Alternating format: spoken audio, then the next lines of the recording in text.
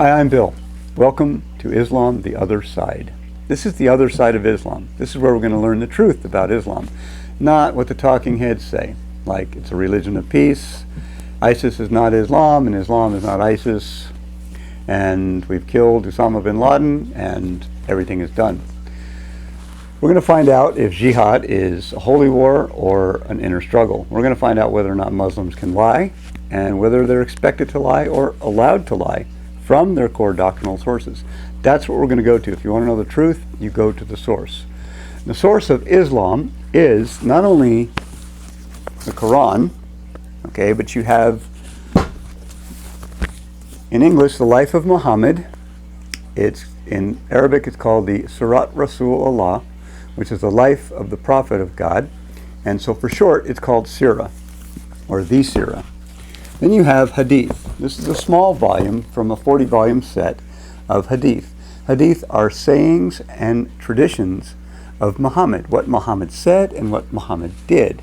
Now once you have all three of these, and it's in all three of those, then it's Shari'a Law. This is called the Reliance of the Traveler, with two L's. It's available on Amazon, either new or used. So you can buy it, and also in PDF format. You can get for free. So then you can cut and paste to all your emails to your friends. Inside this is a compilation of the three of these. If you find it in the three of these, the Quran, the Surat Rasulullah, and the Hadith, which are called Sunnah for short, the Quran and Sunnah, then it's called Shari'a Law. Now, we're going to be talking about this later on, but for right now, I have something more pressing at hand, or something that's right at our doorstep.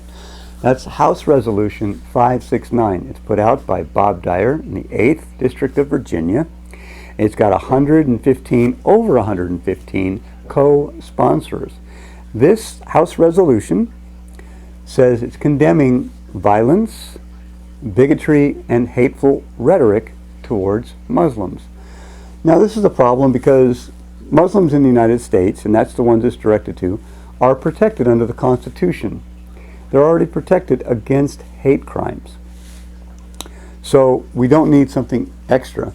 And I looked it up in the dictionary, and we know what violence is, and I'm not about violence. I'm not about beating up Muslims or anything like that, honestly. So the word bigotry, actually, the definition says, is being intolerant of someone else's opinion if it does not match your own.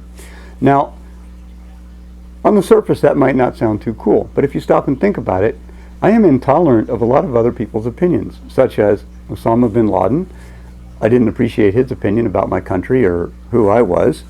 Pol Pot, I'm sure all of those dead people didn't appreciate the opinion of Pol Pot. Charlie Manson, things like that. So bigotry is not always a bad thing. And then the hateful rhetoric part is, rhetoric is using words, persuasive words, to convince somebody about something, right? So if I were to persuade you that Islam is not a religion of peace using its core doctrinal sources, then that could be considered hateful rhetoric. Now, Muslims have a different opinion of what slander is than we do. Okay, we think slander means that, and it does mean, that if I lie about you, tell somebody something about you that makes you look bad, I have slandered your name. Well, to a Muslim, that's not the same thing. We go to this book here, Reliance of the Traveler, and we find out what a Muslim thinks slander is, because the Reliance of the Traveler is the manual on Islamic sacred law. It's one of 4 schools. This is the Sunni Shafi school. Okay, there's four schools of Islamic fiqh. On page 730 through 732, it tells us what slander is. So let's take a look at that. Slander. It's on page 730 through 732 of the Reliance of the Traveler. R2.2. Slander means to mention anything concerning a person that he would dislike, whether about his body, religion, everyday life, self-disposition, property, son, father, wife, servant, turban, garment, gait, movements, smiling, dissoluteness, frowning, cheerfulness, or anything else connected with him. If you ask me, that's pretty darn insensitive. Then it goes down a little farther, and this is what we call a hadith. This is Muhammad asking some of his followers, "Do you know what slander is?" They answered, "Allah and His Messenger know best." He said, "It is to mention of your brother that which he would dislike." Someone asked, "What if he is as I say?" And he replied, "If he is as you say, you have slandered him, and if not, you have calumniated him." That's to make a false and defamatory statement about him. Now what happens if they say that we don't use this book anymore? It's archaic, it's outdated, and we don't go by this anymore. Well, then we can go to page 23 and 24 of the same book and find this. Page 23 and 24, B 7.2. When the four necessary integrals of consensus exist, the ruling agreed upon is an authoritative part of sacred law that is obligatory to obey and not lawful to disobey, nor can mudrahids, which are scholars, of a succeeding era make the thing an object of new ijtihad, independent, which is independent reasoning, or another interpretation, because the ruling on it, verified by scholarly consensus, is an absolute legal ruling which does not admit of being contravened or annulled. That's on page 23 or 24. So you see, this book is valid to this day. I mean, they sell it brand new on Amazon, and it's bought all the time, and it's got really high ratings, both by people like you and I who want to read it for studying and finding out what really goes on, and for those who actually follow Islam and follow Muhammad. So it's not invalid, just like the rest of these. They'll tell you, no, we don't follow the Shari'a. It's not accurate. Yes, they do follow the Shari'a. As a matter of fact, you cannot get Islam from just the Quran. You have to get it from other sources. The Shari'a, which is called the Sunnah, like I said, the Hadith, the Shari'a, that's the Sunnah. So, along with the Quran. So that's it. Now, I did a little bit of studying and checking on some facts to see just how many hate crimes there are out there. And this is what I came up with. This is from the FBI's Uniform Crime Report, and they have a section on hate crime, and they have a section on religious hate crime. And in 2014, the population was 318,900,000.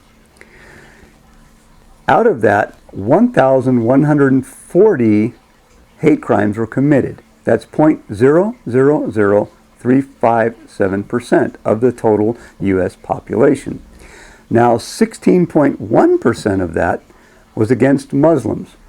That still is only 184 crimes out of 318,900,000, which comes to a total percentage of 0.000058%. That's 0.4058%. Now, if we look at this again, the Jewish hate crimes that were committed, crimes against Jews, hate crimes against Jews, was 56.8%, which comes to a total of 0.000203%.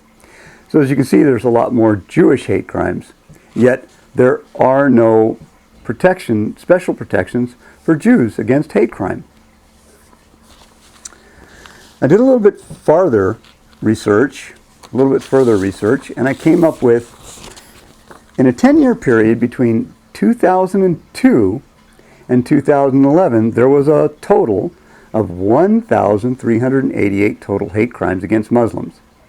The total U.S. population from 2002 to 2011 was roughly 300 million, give or take.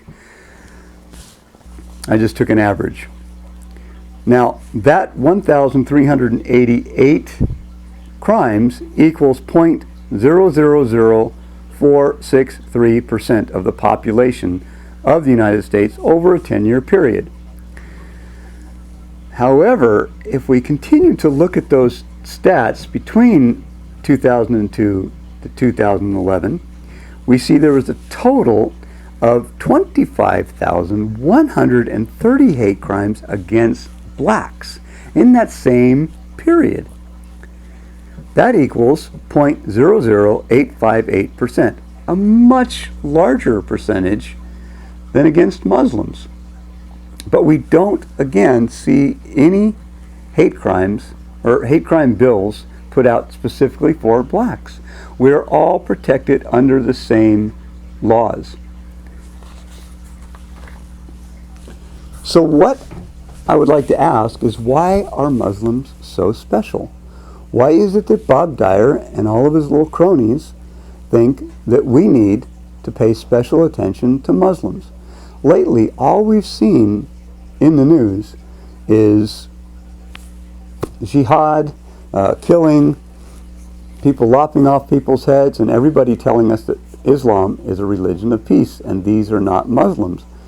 We're going to learn what they are, and we're going to learn why they do what they do. But for now, what I would suggest is you call Bob Dyer if you're in the 8th District or if you're in Virginia, and everybody else look on that resolution. I'm going to give you the link to it, and find your representative in your state and tell them, hey, we don't need this. This is directly against our First Amendment rights, freedom of speech. That is Shari'a law. We already see it. I showed you. That is Shari'a law. If you say something about a Muslim that he doesn't like, even if it is true, he can complain about it. It's slander.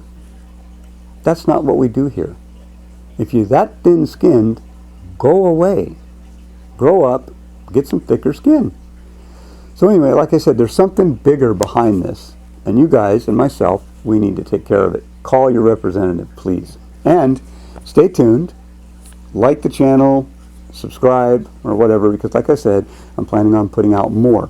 You're going to be able to tell your friends where this doctrine comes from, because I'm going to show you how to get the same stuff I have, and you can have it on your computer in PDF format, and you can read it, you can study it. We've got to learn this, folks. We have got to learn what's going on right in front of our eyes. Why are people telling us that it's a religion of peace and these are just people that went off the reservation, when all we see is hate?